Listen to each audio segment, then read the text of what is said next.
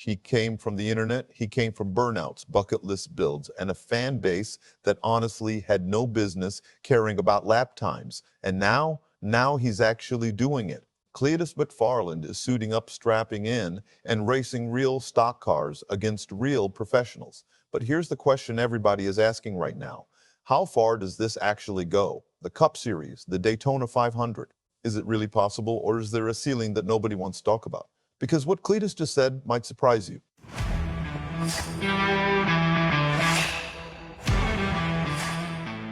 And hey, real quick, if you're a true NASCAR fan like me, drop a like and subscribe to the channel. NASCAR Nation News is just getting started. We're pushing toward our next subscriber milestone, and it's all about real talk from fans who live this sport every single week. All right, let's get into it. So here's the thing. Cleetus McFarland, James Pumphrey, on his birth certificate, has become one of the most fascinating stories in motorsports this year. Not because of his results, not because he's dominating races, but because of what he represents. This is a guy who built a massive audience making backyard racing content, a guy who bought his own airport, and somehow, some way, that journey turned into a legitimate NASCAR career. At first, nobody saw it coming. Then Richard Childress, Racing King, calling, and Cleetus said yes.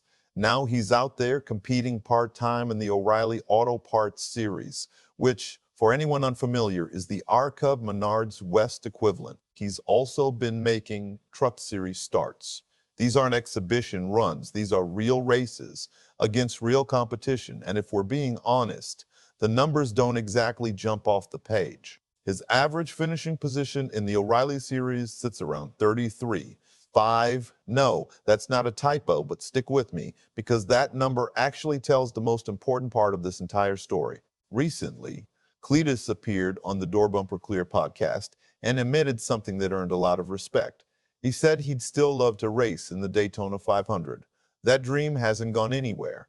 However, there was one problem. He's not ready.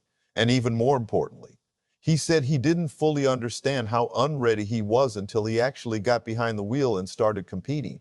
Think about that for a second. That's a guy who's been humbled by the sport in the best possible way. Before all of this, he believed a Cup Series ride in a few years was a realistic target. Then something unexpected happened. He got inside the machine, he raced alongside professionals, he felt the speed, he experienced the pace, and suddenly the gap became impossible to ignore. Now he understands it, he respects it, and instead of trying to skip steps, he's choosing to earn them.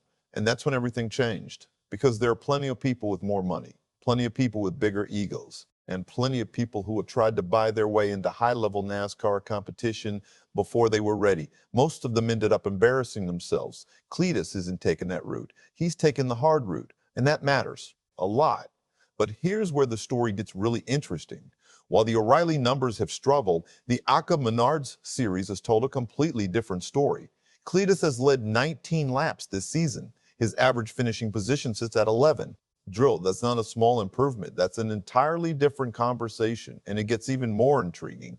Reports indicate that both Cleetus and his friend Squirrel McNutt are interested in running full-time in ARCA next season. Honestly, that's exactly what you want to hear, because ARCA is where drivers develop. It's where racecraft gets sharpened. It's where instincts are built. It's where mistakes become lessons, and it's where drivers earn the opportunity to move up. What happened next could determine everything.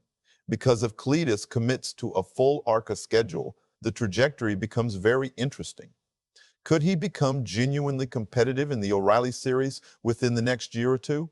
Absolutely. The improvement is already visible. The learning curve is real. And the fact that Richard Childress Racing continues putting him in race cars tells you everything you need to know about how they view his potential.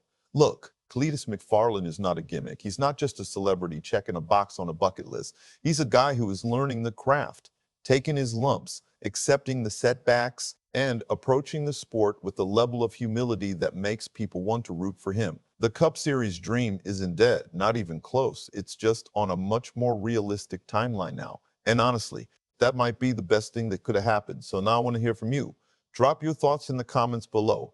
Do you think Cleetus McFarland will ever become genuinely competitive in a NASCAR National Series? Or is this always going to be more of a celebrity experience? And if you think he can make it, what's the timeline? 1 year, 3 years, 5 years? Let me know below. I read every single comment. If you enjoyed this video, hit that like button, subscribe to NASCAR Nation News, and turn on notifications so you never miss a new upload. We're just getting started. This community is growing fast, and we'll see you in the next one.